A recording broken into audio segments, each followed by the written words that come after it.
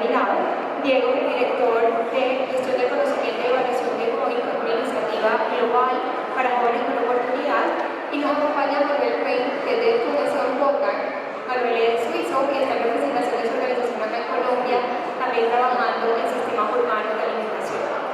Entre todos, pues estamos abordando estos desafíos de cambio sistémico, entendiendo que esto cada vez se vuelve más frecuente para poder entender los problemas sociales en los que estamos trabajando, que sabemos que son complejos, que son dinámicos, que se transforman, que tienen particularidades con los contextos, con las poblaciones y también con la temporalidad de madurez que van adquiriendo cada uno. Estos retos, por supuesto, nos implica entender unos desafíos y enfrentarnos a desafíos nuevos, a desafíos en términos de cómo nos referimos, cómo nos aproximamos a estas problemáticas y también cómo articulamos esfuerzos para resolverlas. Hoy hemos estado entendiendo desde las relaciones y la colaboración cómo podemos seguir dando esfuerzos para enfrentarnos a estos desafíos que nos convocan a todos los actores que estamos aquí presentes, y hemos ido abrazando la complejidad de lo que implica este ejercicio. En la fundación desde el año pasado, o desde hace varios años, hemos estado hablando sobre esta temática y hemos ido adoptando un marco que se llama The Water Ecosystem Shift, que fue diseñado por Mark Rayner, por Peter Senge y por John Canyon, que han estado en nuestro país también hablando sobre esta temática, y que nos menciona que hay 6 condiciones que mantienen los problemas en su lugar. Estas condiciones son de nivel estructural, se refieren a políticas, a prácticas, a flujos de recursos, y también hay otra dimensión intermedia que es la dimensión relacional, donde están las conexiones entre los actores, donde están las dinámicas de poder, donde está la posibilidad de interactuar entre las personas que se ven afectadas y los tomadores de decisiones. Y el último nivel, que es el nivel más profundo de cambio sistémico, es el nivel transformacional, donde están nuestros paradigmas, los modelos mentales con los que estamos trabajando y, por supuesto, las narrativas que utilizamos para referirnos a estos cambios. Todas estas dimensiones son interdependientes entre ellas, tienen flujos positivos y negativos, es decir, que se retroalimentan y permiten que generemos nuevas barreras o que tumbemos o desmontemos barreras que existen. Hoy, con nuestros panelistas, queremos abordar qué hemos ido aprendiendo en la práctica sobre este ejercicio, y por eso lo voy a invitar a cada uno que se lo unos 4 minutos para contarnos en qué están trabajando frente a esta temática desde las organizaciones y las iniciativas que representan. Gracias, Natalia. Buenas tardes a todos y todas. Gracias por participar en este espacio y esta conversación. Mi nombre es Diego Duque, soy coordinador de gestión de conocimiento de GOIN. GOIN Bogotá es una iniciativa que trabaja por generar oportunidades para la población joven desde una estrategia de impacto colectivo. Y para nosotros eso significa que nuestro interés es poder participar, por promover la participación y la colaboración entre los actores del ecosistema. Y hemos encontrado de alguna u otra manera que la colaboración ha sido el espacio que nos ha permitido innovar, crear, intentar hacer las cosas de una manera diferente, y en el aprendizaje hemos encontrado que ese es el puente de lo que nos permite pasar de la innovación al cambio sistémico, como contaba un poco Natalia, de cómo pasamos de esos aprendizajes a transformar las prácticas de los actores que trabajamos en la ciudad, de cómo esos aprendizajes, cuando innovamos, nos permite ajustar las políticas públicas, de que nos permite entender la forma en cómo entendemos y nos aproximamos a la población joven. Y precisamente creo que desde la coordinación de gestión del conocimiento hemos tratado pues, de entender precisamente ese puente de lo que es la gestión del conocimiento y cómo el aprendizaje es la base de la colaboración. Colaboramos para aprender y aprendemos para escalar esos resultados y tener unas magnitudes en los resultados que son las que necesitamos en una problemática tan grande como la que enfrentan los jóvenes en Bogotá, donde hay cerca de 600.000 jóvenes desconectados de las oportunidades. Pues si no pensamos en los aprendizajes, en no cometer los mismos errores que llevamos cometiendo intervención tras intervención, pues solamente se va a hacer el puente que nos permite llegar a grandes números y transformar una problemática de esta magnitud. La perspectiva que quiero venir a aportar es un poco cuál ha sido esa experiencia de GOIN. Llevamos 4 años trabajando en Bogotá bajo esta metodología, aprendiendo en la práctica también, y creo que le contaba a Sheila ahorita antes de empezar, que es también mi perspectiva personal. Yo entré recién graduado de la universidad a Fundación Corona, y entré como analista de datos, y entré a analizar datos de educación y empleo, y ya llevo 4 años evolucionando hasta llegar a ser el coordinador de gestión de conocimiento, y creo que ha sido un proceso tanto para Fundación Corona, pero también para mí personalmente, de ir aprendiendo precisamente esa evolución de la importancia de los datos, pero luego la importancia alcance de la medición y ahora estamos en la importancia de los aprendizajes. Y vamos evolucionando precisamente entendiendo que el cambio sistémico requiere ese entendimiento global y que los aprendizajes es el corazón de la colaboración. Entonces un poco la siguiente intervención pues expondré un poco cuál ha sido ese aprendizaje, esa experiencia nuestra en Bogotá. Bueno, buenas tardes. Mi nombre es Sheila Burkhardt, soy directora de diseño comportamental de Estudio Plural, que es un estudio de ciencias del comportamiento aplicado. Lo que hacemos es que buscamos formas de acercar a cosas prácticas de las personas a fin de que tengan la disposición para movilizarse. Nosotros estamos trabajando en este momento con CIPSCO, que es el consorcio del que es parte de la Fundación Corona y que ha venido creando e incentivando el ecosistema de mecanismos de pagos por resultados en Colombia. Y pues yo voy a arrancar contándoles, para contarles qué estoy haciendo, les voy a arrancar contando cuál era la necesidad.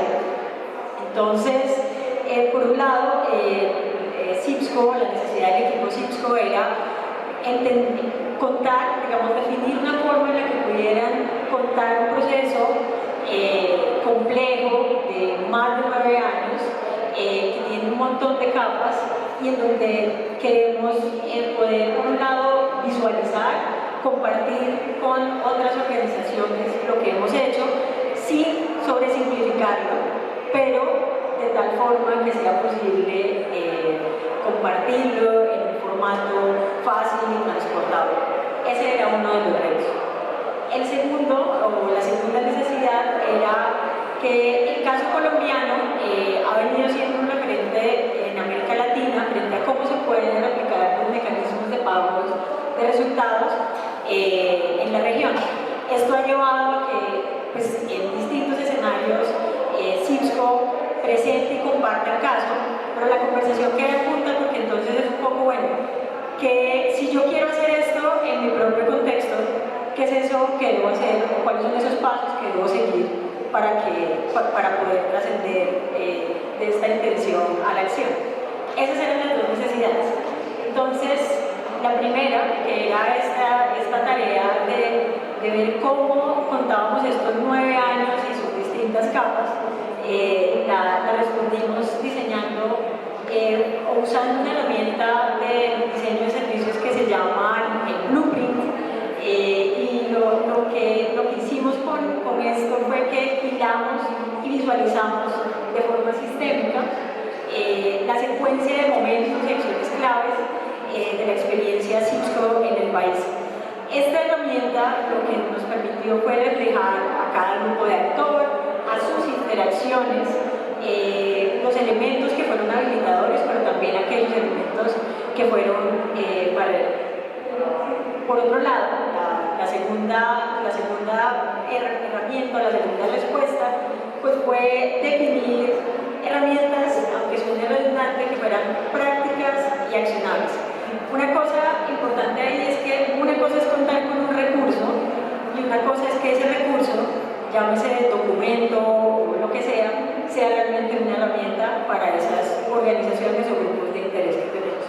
Entonces, la tarea ahí era hacer cosas que fueran lo suficientemente aterrizadas para que dieran verdaderas pistas de acción, que es un juego en todo caso entre lo general y lo particular, porque necesitábamos hablarle a más de un grupo de interés. Lo que hicimos también para entender las herramientas ahí fue pensar o usar una herramienta que se llama el Journey Map o también mapa de trayectoria o mapa de experiencia para entender dónde iban esas herramientas, porque aquí, o sea, quienes están aquí muy seguramente el concepto de caja de herramientas lo tenemos muy internalizados por el tipo de cosas que hacemos. Pero lo que pasa es que hay veces que asumimos que la gente va a saber dónde activar eso o dónde eso hace sentido. Lo que entendimos con el mapa de trayectoria era dónde confluían los dolores y las preocupaciones de esos grupos de interés con los intereses del equipo CIPSCO y con la propuesta de valor que tenemos para compartir. Y digamos, el traslape de esos elementos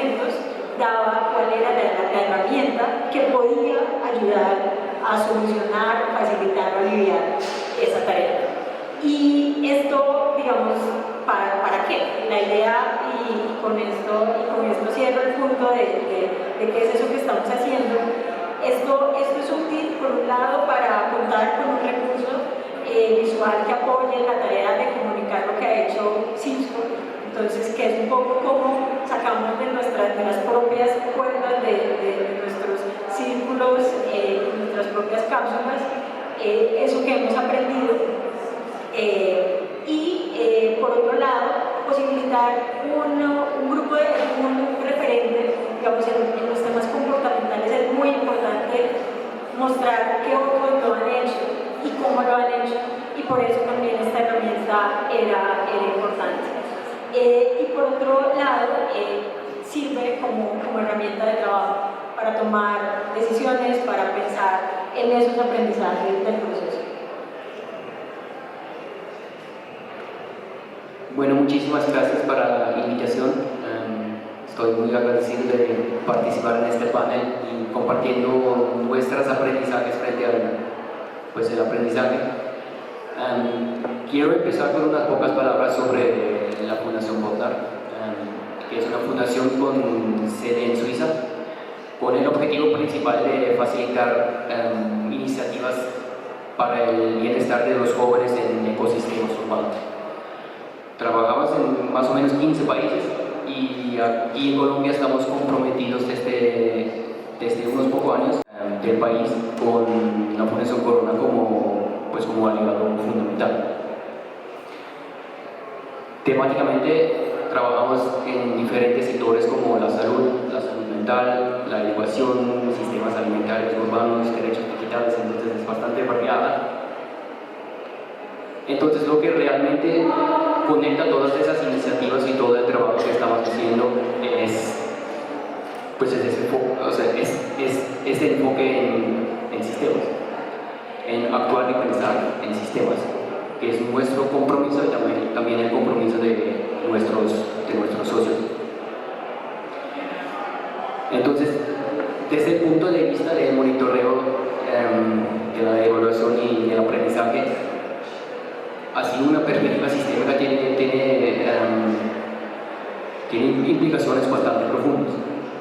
Entonces, para nuestros socios y para nosotros, cada iniciativa comienza con una investigación sistémica que puede sumirse entre sencillas preguntas, que es: ¿qué necesitamos comprender mejor ahora para saber qué hacer en el futuro? ¿Qué tipos de cambios nos gustaría ver en las condiciones sistémicas que conforman el bienestar de los jóvenes a través de nuestras actividades? Y tercero, ¿qué datos necesitamos recopilar para comprobar si se hacen en realidad esos cambios? Entonces, para traducir estas preguntas en un marco de aprendizaje sistemático y utilizable, la Fundación Bodnar, en colaboración con el Melbourne Center for Cities y muchos otros aliados, he desarrollado un marco que llamamos el Evidence to Action, que es el proceso o el resultado del proceso de más o menos 4 años y que sigue evolucionando. Y como sugiere el título, el marco pretende aplicar un enfoque de tipo Learning by Doing, en el que la evidencia se produzca continuamente, así retroalimentando las programas y iniciativas en los que participamos. Y de ese marco no se trata de una metodología para evaluar un programa o un proyecto, sino de una herramienta para cartografiar el cambio sistémico a lo largo del tiempo y en diferentes iniciativas y ciudades. ¿Y eso por qué? Y eso es como la esencia de nuestra hipótesis, es que desde una perspectiva sistémica, si se trabaja por ejemplo, el empleo inclusivo en Barranquilla o en la mejora del sistema alimentario en Cali, en el fondo se trabaja en los mismos temas sistémicos. Entonces, estamos contribuyendo a la misma historia de cambio, que es una historia más amplia, en la que queremos ver cambios en los mismos dominios de cambios sistémicos. Así que el marco que hemos desarrollado y como dije, que seguirá evolucionando, pretende ser como un tipo de guión para ayudar a escribir esa misma narrativa que sea basada en la evidencia. Y esto es, y aquí me refiero al título del panel, que me parece muy apropiado, esto es sobre todo y fundamentalmente es colaboración y construcción de relaciones.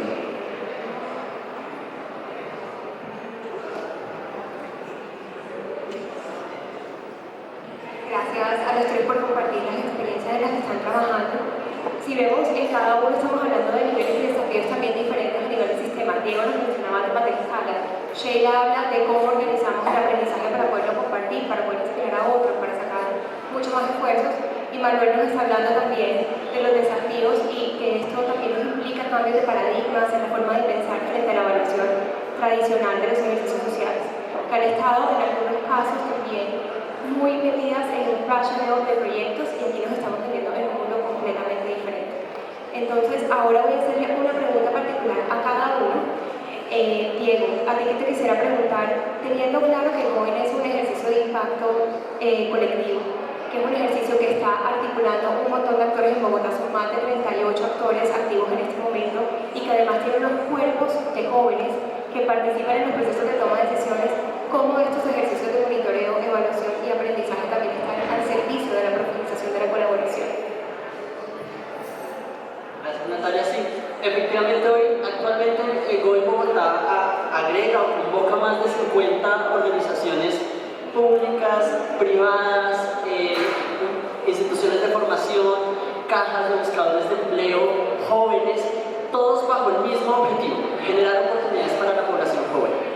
Empresas también, que creo que es súper importante, todos comprometidos con el mismo objetivo, pero todos enfrentándonos a los mismos retos y tratando de encontrar esas soluciones de manera conjunta. Entonces, creo que ahorita al inicio mencioné, y quiero volver a retomarlo, hemos encontrado que el corazón de la colaboración es el aprendizaje. Lo que nos motiva a poder estar juntos, reunidos, enfrentando los mismos retos, tratando de encontrarle soluciones y aprender conjuntamente, son los aprendizajes. Y creo que desde la colaboración que hoy hemos tratado de abrir unos espacios para atrevernos a pensar las cosas de manera diferente. En este momento tenemos dos acciones colectivas, una en el sector digital, Quiero Ser Digital, para vincular a jóvenes en un sector que tiene muchas oportunidades y también muchos retos. Y en paralelo también tenemos otra intervención con varios actores públicos privados para vincular a mujeres en el sector de la construcción. La cantidad de retos y aprendizajes que nos hemos encontrado en la práctica es lo que nos motiva precisamente a reunirnos a encontrar qué es lo que está pasando. Y encontramos que en esos procesos de colaboración el factor que tal vez es más importante es la confianza. La confianza para muchas veces, y creo que en paralelo en otro panel que también es muy interesante, se llama Abrazando el Error, la confianza para atrevernos a equivocarnos, a intentarlo de una manera diferente y a que está bien si las cosas no salen y no logramos los resultados. Y el poder que hay en entender por qué no los logramos. Una simple anécdota: la primera vez que salimos a las convocatorias de Quiero Ser Digital con los jóvenes y otros actores que también lo han intentado, los jóvenes no lográbamos que se inscribieran y no lográbamos las metas que teníamos, y la confianza de poder preguntarnos y aceptar que a veces no lo logramos, entender por qué no lo lográbamos. Pues luego, analizando la situación, entendíamos que el 58% de los jóvenes con potencial no tienen internet y nuestras convocatorias estaban en redes sociales. Estábamos haciendo algo por el camino que no era. Y esa confianza, precisamente, de cuestionarnos, es cambiar la lógica de la medición y la evaluación. Es cambiar la lógica de que no medimos y evaluamos para saber lo que estamos haciendo bien, sino que también hay un gran poder en medir y evaluarnos cuando las cosas no salen bien, en entender qué estamos haciendo diferente. Manuel decía ahorita la importancia de preguntarnos qué necesitamos aprender para llegar, digamos, a otro nivel. Y precisamente cuando pasan estas cosas que los resultados no se dan, la pregunta que deberíamos hacernos es qué necesitamos aprender para lograr los resultados que necesitamos. Un segundo aspecto muy importante con la confianza es la confianza de poder mostrarnos vulnerables con otras organizaciones, de poder reunirnos y que estas conversaciones no sean internas, sino que podamos compartirnos precisamente esos indicadores que no estamos logrando, encontrar que seguramente estos retos son conjuntos, que los retos que enfrenta mi organización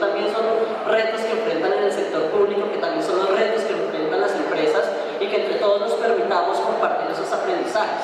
Es la confianza de que si algo que yo hago bien es una buena práctica y funciona, pues yo la pueda compartir para que otros también la repliquen. Es tener esa confianza de abrir los aprendizajes, tanto positivos como negativos, para que otros también tengan la oportunidad de aprender, y es estar curioso a aprender de lo que otros están haciendo bien y aprender de los errores de los otros. 3 retos importantes hemos encontrado de manera sistemática en quienes están trabajando en estos temas de atracción a los jóvenes. El primero, cómo atraer a los jóvenes a las oportunidades. Es un reto que enfrenta desde el sector público, que enfrentan las empresas, que abrimos convocatorias y los jóvenes no llegan. ¿Qué necesitamos aprender para que los jóvenes se conecten a las oportunidades? Y esa pregunta no la estamos resolviendo de manera conjunta todas. Y hemos encontrado y hemos innovado, hemos desarrollado las guías de orientación que funcionaron, y ahora la Secretaría de Educación las está implementando en todos los colegios. Un aprendizaje de cómo hacer algo ahora está en todos los colegios públicos, de algo que nació en un piloto y en un experimento que entre algunos actores decidimos hacer. Un segundo reto de los temas de juventud es cómo hacer que los jóvenes no deserten de las oportunidades, que se inscriban a los cursos de formación y no se retiren, que accedan al empleo y no salgan a los 3 meses, y hemos encontrado ahí muchos aprendizajes valiosos. Por ejemplo, la necesidad de un acompañamiento de orientación psicosocial, un aprendizaje tan sencillo como que la población que ha estado desconectada mucho tiempo de las oportunidades ya no tiene confianza en sí misma, ya duda, se frustra mucho más rápido, y la importancia de las habilidades socioemocionales. Eso es un aprendizaje que muchos actores han venido insistiendo, y que nosotros cogemos esos aprendizajes y decimos hay que empezar a hacer esto para que los jóvenes no deserten, entre otras muchas otras razones, y otros aprendizajes que nos ha dejado el proceso.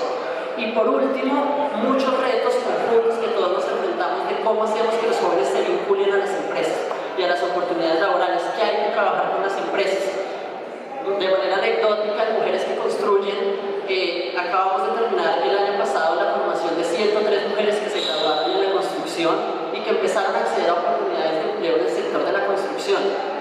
A los 15-20 días se retiraban de los trabajos.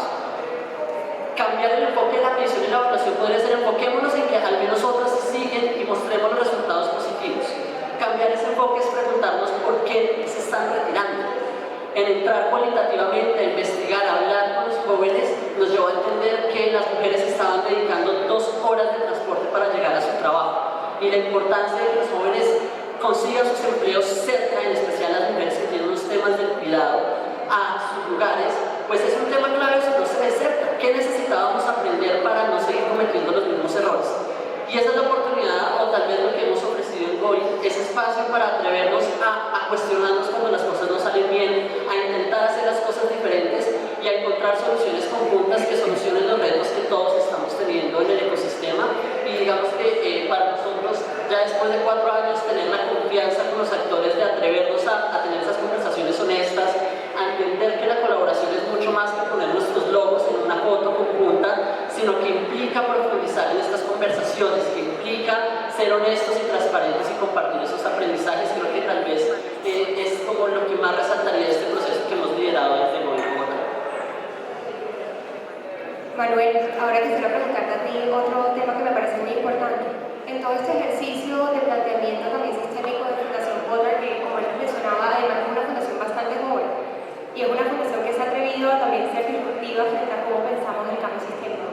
Quería preguntarte qué innovaciones han encontrado en esto, o qué tipo de aprendizajes novedosos están incorporando en estos marcos que están desarrollando para evaluar.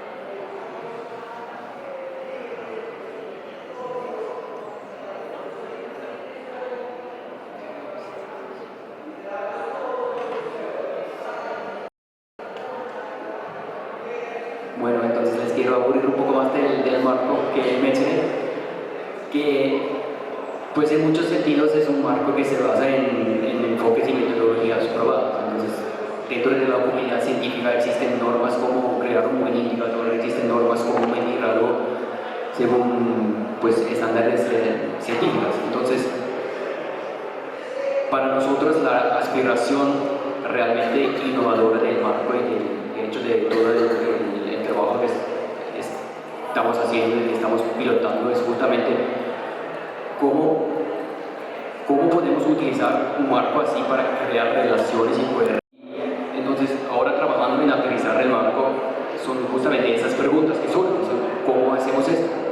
tipos de estructuras, recursos, incentivos, espacios necesitamos para que se manifiesten estas relaciones. Para que últimamente nos abran la mina más fácil y no más complicada, para que eso no sea otro documento de 100 páginas que nadie va a leer, pero realmente contribuye a algo y nos hace la vida más fácil. Entonces, son preguntas como cómo podemos convocar una comunidad de práctica y aprendizaje que sea realmente provechosa y activa. En otras palabras, como hablando del impacto colectivo, ¿cómo podemos pensar en monitoreo, la evaluación y el aprendizaje en términos de cómo nos puede ayudar a liberar el poder del impacto colectivo? Porque creemos que una historia de cambio compartida y coherente no solo es imprescindible para comprender el impacto de un solo proyecto y en comunicar las evidencias a los responsables de la toma de decisiones, sino que puede convertirse en una fuerza motriz y una inspiración unificadora para que diversos actores se unen y trabajen por una visión compartida.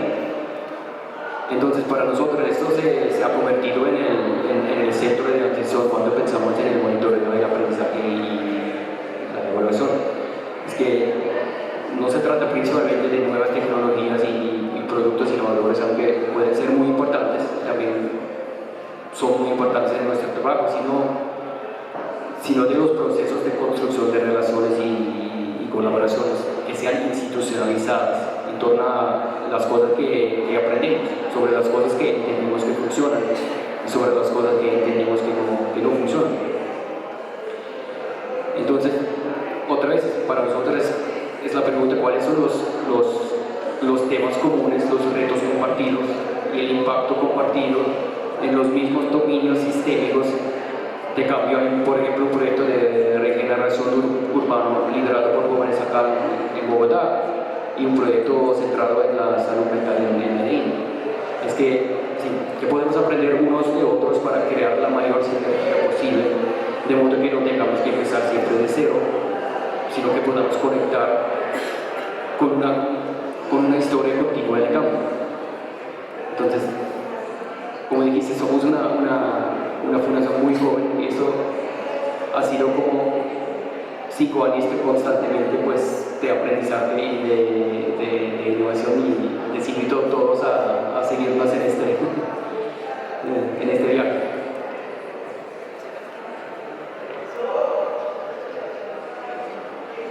Sheila, la última pregunta es para ti. Una de las dimensiones más retadoras del cambio sistémico es justamente la dimensión transformacional, donde están los paradigmas y los modelos mentales, y por supuesto las narrativas. Quería que nos contaras un poco sobre cómo las narrativas influencian lo que medimos y lo que comunicamos también. Bueno, lo primero es que construir narrativas posibilita que lo que se mide no sea un asunto solamente de personas expertas. Es entonces también un vehículo para crear puentes y para hacer más horizontal esas cosas que estamos muchos de nosotros haciendo. Entonces, las narrativas en ese sentido, y hilando también con lo que se ha dicho aquí, pueden servirnos a conectar con el propósito, pero también el sentido de utilidad de las cosas que hacemos. Las narrativas dan cuenta de la realidad. La gente suele pensar que una narrativa es una cosa inventada, ¿sí? Pero realmente dan cuenta de la forma en la que las personas construimos significado alrededor del mundo y por lo tanto de lo que nos importa. Entonces, y eso no es un tema menor, porque a través de esos ojos vemos y nos vinculamos con el mundo, pero también tomamos decisiones y decidimos hacer cosas o no. Entonces, las historias y una historia bien construida que reconoce el contexto, que lo refleja, puede ser capaz de ponernos en posición no solamente de escuchar, sino de estar dispuestos a participar. Y un dato que refleja eso me permite ponerme en una posición más proactiva frente a lo que sigue y frente a cuál es mi rol, si se supone que los datos están hechos para aprender y para que sigamos. Entonces, una de las cosas con las que nos enfrentamos a diario, una de las cosas que hacemos en Plural es que las narrativas suelen verse como algo residual. Terminamos de pensar todo y hay que hacer el informe y entonces, ¿cómo vamos a hacer que esto se vea mejor? Y un poco, y pasa en todos lados. Un poco, y lo que queremos es que contrario a esto, y entendida como algo menos superficial, una narrativa puede incluso terminar moldeando las teorías de cambio, las preguntas que tienen sus baterías de indicadores y por lo tanto lo que importa de un proceso. Entonces, y quisiera conectar aquí con algo que estabas diciendo alrededor de la transparencia, porque desde la perspectiva comportamental, una de las cosas que nos pone mayor disposición de hacer es que las otras personas, las otras organizaciones sean transparentes, que no significa, no importa si no tienes todas las respuestas, no importa si te demoraste más para llegar a la respuesta. Cuando me muestras que te pareces más a mí o que te puedes parecer más a mí o puedes reflejar a personas como yo, entonces puede que yo esté también más dispuesto a movilizarme contigo. Entonces, lo que también pasa con las narrativas es que no solamente están o deberían estar en un lugar donde nos invitan a conectarnos gaseosamente con las cosas, sino que nuestra invitación desde la perspectiva comportamental, y perdón que use tanto ese término, es que deberían ser la forma en la que cierra o la cereza de ese pastel narrativo es que podamos dar pistas de acción. Listo, escuché, entendí, me convocó, entendí el lugar que esto tiene conmigo, ahora esto hacia dónde sigo. Y hacia dónde sigo de una forma en la que yo sienta que esto, en el mundo que yo ocupo, pues yo tengo posibilidades reales de hacer algo. Piensen en grandes temas como la transparencia, ser un buen ciudadano, ciudadane, la inclusión, ¿sí? ¿Y eso qué significa cuando le decimos y le pedimos a la gente, le dejamos estos grandes títulos de cosas y no los terminamos de realizar? Puede haber una intención, pero si yo no le doy algo que se parezca, que esté conectado a un mundo, pues va a ser más difícil que las cosas que medimos puedan trascender a la acción y pueda convocar a esos con quienes lo compartimos a que hagan algo con nosotros. Bueno, muchísimas gracias a nuestros dos panelistas. Creo que nos llevamos reflexiones también increíbles frente a este ejercicio. Hemos visto cómo el uso de la medición va también por encima de la rendición de cuentas, ¿no? Que también es un enfoque que siempre tenemos como top of mind frente a estos ejercicios de monitoreo y evaluación. Estamos hablando de una accountability más de nivel estratégico, concentrado en el cumplimiento misional de todos los actores que estamos acá. Hemos visto cómo también la medición y los aprendizajes nos pueden convocar, nos pueden invitar a articular, nos pueden ayudar a identificar también dónde unos y otros vamos sumando esfuerzos de manera mucho más articulada.